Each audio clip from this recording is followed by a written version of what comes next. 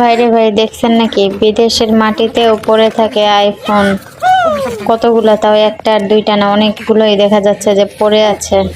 কিন্তু আসলে কি এগুলো আইফোন? আর কে কে এরকম মানে দিনের বেলা রাতের বেলা সমানে স্বপ্ন দেখেন যে এরকম আইফোন আমরা কুড়াইয়া পাবো? অবশ্য আমি কখনো এই স্বপ্ন দেখি নাই। আর হচ্ছে আইফোন যে কিনবো, আইফোন কিনতে হবে এরকমও আমার কোনো ইচ্ছা নাই। এখানে একটা ট্যাবও পড়ে আছে দেখেন, ওরে আল্লাহ, একটার পর একটা সে শুধু পাইতেছে।